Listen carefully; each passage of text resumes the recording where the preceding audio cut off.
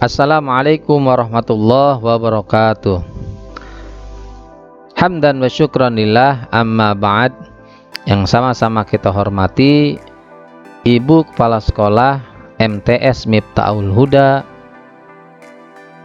Ibu Ustazah Maimunah Ahfaz SPDI. Yang sama-sama kita hormati juga para wakil, para ibu bapak Dewan Guru, kemudian para staf TU dan semuanya yang tidak disebutkan satu persatu namanya, namun insya Allah tidak mengurangi rasa hormat takjim saya kepada beliau-beliau semuanya. Kita doakan yuk sama-sama, mudah-mudahan guru-guru kita dalam kesehatan yang sempurna, dalam perlindungan Allah Subhanahu wa Ta'ala, dalam keberkahannya, sehingga nanti dalam perjalanannya bisa membersamai kita dalam mencerdaskan putra-putri bangsa.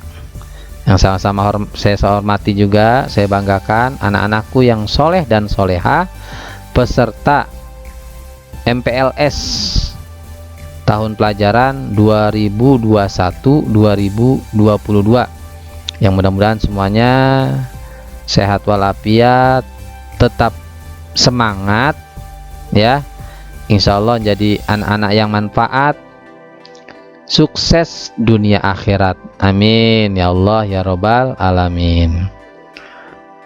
Perkenalkan, nama saya Bapak Hadi Nur Hadi SPD ya. Ini berkesempatan diberikan waktu secara virtual untuk mengisi tentang materi menjadi generasi muda yang islami. Nggak apa-apa ya, sama-sama nanti kita bahas, kita kaji tentang menjadi generasi muda yang islami. MTS Miftahul Huda 17 Juli 2021. Nah, langsung saja kita buka materi ini dengan sama-sama membaca lafaz basmalah. Bismillahirrahmanirrahim. Baik anak-anakku yang soleh dan soleha, tidak berpanjang kalam, langsung saja ke materinya ya, biar nanti setelahnya dimanfaatkan waktunya untuk kegiatan yang lainnya ya. Nah, di sini ada 10 karakteristik muslim sejati. Kalau 10 karakteristik ini kita miliki atau kita upayakan dalam keseharian kita, dalam kehidupan kita, maka insya Allah tidak menutup kemungkinan kita menjadi pemuda-pemudi muslim, muslimah ya, yang senantiasa didamba-dambakan oleh orang tua ataupun oleh yang lainnya. Amin ya, mudah-mudahan ya. Ayo sama-sama kita simak. Ini ada beberapa sifat yang seharusnya ada dalam diri setiap muslim jika ingin menjadi seorang muslim sejati ya. Dan ini menjadi pembeda itu furqon bagi dirinya. Di antaranya adalah salimul akidah, bersih akidahnya dari sesuatu yang dapat menjerumuskannya ke jurang kesyirikan. Saya bacakan dulu, nanti kita bahas satu-satu. Kemudian sahihul ibadah, benar ibadahnya sesuai Quran dan Sunnah serta terjauh dari segala bid'ah. Ayo disimak betul-betul, dipahami ya. Sengaja saya bacakan agar apa yang disampaikan literasinya sampai kepada kamu. Kemudian matinul khuluq, mulia akhlaknya, mencerminkan bahwa Islam adalah rahmatan lil alamin. Kemudian ada qawiyul jismi, kuat fisiknya. Fisik harus dipenuhi hak-haknya karena ia adalah amanah dari Allah Subhanahu wa Ta'ala. Kemudian ada musaqaful fikri, luas wawasannya maupun mampu menangkap perkembangan informasi yang terjadi di sekitarnya. Ya, mutsaqaful fikri. Ada lagi qadirun ala kasbi, berjiwa mandiri, tidak mau bergantung kepada orang lain dalam memenuhi kebutuhan hidupnya. Ini keren nih. Kemudian ada mujahidun linapsihi, bersungguh-sungguh dalam jiwanya sehingga dapat maksimalkan setiap kesempatan yang berdampak baik pada dirinya. Kemudian harithun ala waktihi, efisien dalam memanfaatkan waktunya dan pantang menyia-nyiakannya, karena hal ini akan dipertanggungjawabkan di hadapan Allah kelak. Ada lagi munazamun fi su'unihi, tertata dalam urusannya, teratur dalam menjalani hidupnya, termasuk yang menjadi tanggung jawab dan amanahnya. Yang terakhir, 10 karakteristik seorang muslim sejati sehingga kita menjadi pemuda-pemudi muslim-muslimah yang dapat diandalkan, yaitu nafi'un li ghairihi, bermanfaat bagi orang lain, keberadaannya menjadi sebuah kebahagiaan bagi orang lain, dan ketiadaannya akan menjadi kerinduan bagi orang lain. Subhanallah. Ini yang terakhir nih luar biasa nih. Amat sulit sekali ini ya, tapi proses ya. Coba kita ke arah sana sehingga 10 karakter ini ada pada diri kita semuanya.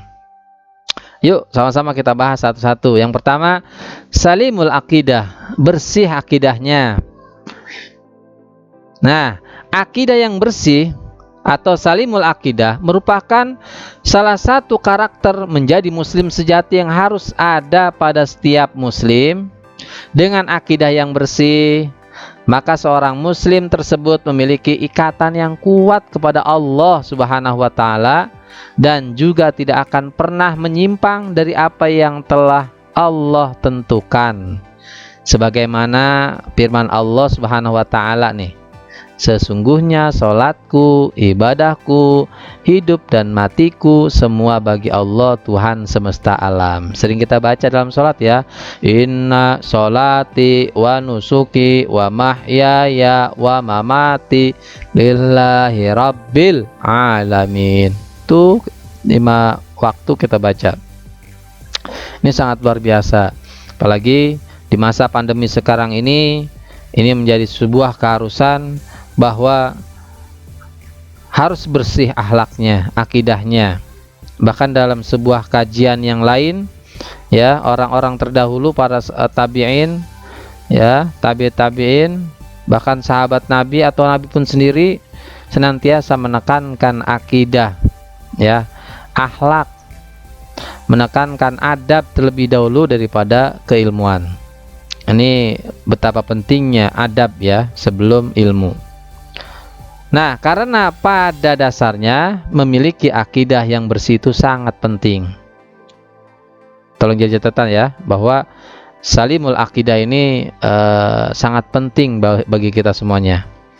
Kemudian yang kedua, ada sahihul ibadah, benar ibadahnya. Bukan ibadah karena takut oleh orang tuanya, takut nggak dikasih hadiah, atau mungkin takut karena omelan, atau mungkin di sekolah takut dengan gurunya. Nah, jangan ya. Maka harus sahihul ibadah, terus berkesinambungan. Ada yang kurang kita pelajari lagi, ada yang salah terus kita tanya lagi kepada guru kita, kepada orang tua kita, menjadi pembenaran sehingga dapat kita laksanakan di ibadah selanjutnya. Nah, ibadahnya yang benar ini merupakan salah satu perintah Rasulullah ternyata yang penting. Dan ibadah yang sebagai tolak ukur amal yang pertama atau salah satu ibadah yang utama dinilai adalah sholatnya. Awwalu ma yuhasibu bihi yaumal qiyamah as-shalah. Jadi yang pertama kali nanti dihisab di hari kiamat itu adalah sholatnya. Kalau sholatnya bolong-bolong, belentang-belentong kata orang Betawi ya, ntar sholat, ntar enggak, zuhur sholat, asar kagak, maghrib apalagi, isya ketiduran, subuh lewat. Ya, ini adalah orang-orang yang nantinya akan diperhitungkan kelak. Nah, oleh karenanya mumpung usia kita masih sedang bugarnya nih ya, coba kita teriakkan pada diri kita semangat untuk ibadah kepada Allah. Bahkan mungkin setiap selesai sholat minta kepada Allah, ya Allah berikanlah kenikmatan ibadah pada hamba ini ya Allah, sehingga hamba bisa beribadah sesuai dengan apa yang diajarkan oleh Rasulullah. Ya, sholatnya udah jalan 5 waktu, namun kadang-kadang lagi sholat Allahu Akbar, ingat apa aja itu, aduh PR belum dikerjain, aduh mana belum makan lagi, waduh duit saya ditaruh sana ntar diambil enggak ya. Nah itu ada aja ya, itu sholat-sholat seperti itu tidak ada kenikmatan. Oleh karenanya nanti selesai sholat barangkali disisipkan doa itu, ya Allah berikan kenikmatan saya ketika ibadah. Ya, sholatlah kamu sebagaimana kamu melihat aku sholat. Ini Nabi mengajarkan kebaikan-kebaikan sholat, ya, kebaikan-kebaikan sholat, sehingga menjadi kebaikan kita dalam kehidupan kita sehari-hari. Ya, dari ungkapan Rasulullah di atas sudah cukup jelas nih ya, bahwa dari segala macam perbuatan atau setiap peribadatan haruslah merujuk kepada sunnah Rasulullah, jangan asal-asal ya. Jadi makanya kita belajar di madrasah ya, insya Allah guru-gurunya punya apa istilahnya, ketemu gurunya lagi terus mutawatir nyambung kepada Rasulullah ya. Jadi nggak ada yang istilahnya sesat dan lain sebagainya. Kemudian yang ketiga, matinul khuluq, kokoh akhlaknya, nggak goyah ya. Aduh ya Allah pandemi ini bikin susah, daripada mati mendingan saya akidahnya berubah aja deh. Nah ini salah nih ya. Mohon pada Allah, Allah yang berikan penyakit, Allah pun nanti yang akan menyembuhkan insya Allah ya. Banyak doa-doa, salawat-salawat ya. Allahumma sholli ala sayyidina Muhammadin tibbil qulubi wa dawaiha wa afiyatil abdani wa sifaiha wa nuril absari wa diyaiha wa ala alihi wa sahbihi ajma'in. Nah, itu ya salah satunya, banyak lagi insya Allah dengan kalimat-kalimat tauhid, salawat, corona dan teman-temannya tidak mendekat ke kita insya Allah ya. Maka jangan tinggalkan Allah ketika kondisi seperti ini. Matinul khuluq, kokoh akhlaknya. Akhlak yang kokoh atau akhlak yang mulia merupakan bagian terpenting juga bagi setiap muslim, baik dalam hubungannya kepada Allah maupun dengan makhluknya. Karena memiliki akhlak yang mulia, manusia akan hidup bahagia dunia akhirat. Maka Rasulullah diutus ke bumi untuk memperbaiki atau menyempurnakan akhlak para hambanya. Dan Rasulullah pun telah mencontohnya kepada kita sesuai firman Allah, yang artinya sesungguhnya kamu benar-benar memiliki akhlak yang agung. Quran surah 68 ayat 4 ya. Ini menjadi rujukan. Kemudian ada qawiyul jismi, kuat jasmaninya.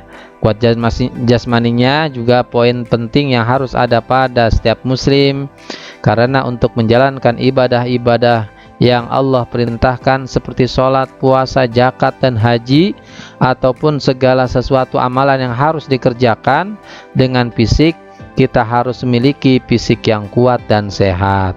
Apalagi jihad di jalan Allah Subhanahu wa Ta'ala. Nih kamu nih belajar dari rumah ke sekolah, jihad itu insya Allah ya. Nanti insya Allah nanti ketika sudah normal tatap muka, semangat bangun pagi, sholat subuh. Habis sholat subuh siap-siap bantu ibu, kemudian siapkan untuk keperluan sekolah, jalan deh pagi-pagi, jangan nunggu siang. Insya Allah ini menjadi pendorong qawiyul jismi, ya. Oleh karena itu kesehatan jasmania harus sangat diperhatikan bagi setiap seorang muslim. Maka Rasulullah SAW bersabda, mukmin yang kuat lebih aku cintai daripada mukmin yang lemah, lembek. Ya, ini ya, harus kuat semuanya. Dikit-dikit sakit, ninggalin sholat, dikit-dikit sakit, ninggalin kewajiban. Itu belajar kewajiban kamu, ya. Makanya harus menjaga diri agar tubuh kita kuat, jasmani kita kuat. Kemudian yang kelima, musaqaful fikri, intelek dalam berpikir. Wah, ini nih keren nih ya. Intelek dalam berpikir atau memiliki wawasan yang luas adalah salah satu sisi pribadi muslim yang penting. Karena salah satu sifat yang dimiliki Rasulullah adalah fatona. Nah, ini harus tahu nih ya, bahwa sifat yang harus bagi Rasul, sifat yang wajib bagi Rasul, sifat yang mustahil bagi Rasul, harus tahu ya. Nih aqaidud diniyah itu, ya. Nah, ini salah satunya nih, sifat yang harus yang dimiliki Rasul adalah fatonah, cerdas. Dan di dalam Al-Quran juga banyak menerangkan ayat-ayat yang merangsang kita untuk berpikir. Karena di dalam Islam sendiri tidak ada satupun perbuatan yang kita lakukan kecuali harus dimulai dengan berpikir. Ya, pakai ya, kita punya pikiran dipakai. Ada tugas dari guru dikerjakan, itu terpakai pikirannya. Jangan dikit-dikit ngelihat lembaran temennya, itu nggak dipakai, sayang ya. Karenanya seorang muslim harus memiliki wawasan yang luas dan keilmuan yang luas. Kemudian ada mujahadatun li nafsi, kuat melawan hawa nafsu. Yo, berjuang dalam melawan hawa nafsu merupakan kepribadian yang harus dimiliki di setiap muslim. Karena semua manusia pasti memiliki kecenderungan hati pada yang baik dan yang buruk, itu manusiawi. Jadi kadang-kadang hati kita itu pengen hal-hal yang baik, kadang-kadang juga cenderung kepada yang buruk, ya. Temennya waktunya ngajak sekolah, temen yang satu udah hari ini gak usah sekolah dulu. Itu ya salah satu kecenderungan yang buruk. Tahu-tahu kita ke bawah saja. Oleh karena itu bahwa nafsu yang ada pada setiap diri manusia harus diupayakan untuk tunduk pada ajaran Islam. Rasulullah SAW bersabda, tidak beriman seorang dari kamu sehingga ia menjadikan hawa nafsunya mengikuti apa yang aku bawa, ajaran Islam. Jadi jangan kita terbawa hawa nafsu, ya. Nah, kemudian harisun ala waktihi, sungguh-sungguh ya menjaga waktunya. Ini al waktu kasoib, waktu itu bagaikan pedang ya. Jadi kita lengah sedikit, ada tergores tuh, potong tuh ya. Pandai menjaga waktu adalah faktor penting bagi manusia, karena banyak sebagian manusia yang lalai akan waktunya. Ya, tahu-tahu sudah beruban aja rambutnya, ngeluh deh, ya Allah, kalau saya masih muda, saya begini, dulu lagi muda ngapain aja bang. Makanya ngomong kita masih usia masih dini ya, hendaknya maksimalkan waktu dengan sungguh-sungguh. Nah, ini tidak disiplin dengan waktu yang diberikan, padahal Allah Subhanahu wa Ta'ala banyak bersumpah di dalam Al-Quran dengan menyebut nama waktu, seperti waktu duha, waktu asar, ya, waktu fajar, wal asri, wal fajri, ya, wal laili, dan lain-lain, banyak pokoknya. Wad duha itu tadi ya. Maka dari itu kita harus pandai-pandai dalam memanage waktu agar waktu yang telah kita lalui tidak sia-sia begitu saja.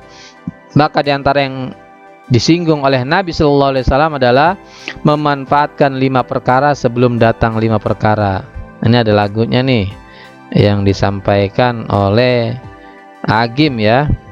Nah, yakni waktu hidup sebelum mati, sehat sebelum sakit, muda sebelum tua, senggang sebelum sibuk, kaya sebelum miskin. Yuk sama-sama, mumpung masih belia kita ya, kita manfaatkan betul-betul agar kesia-siaan tidak terjadi pada kita.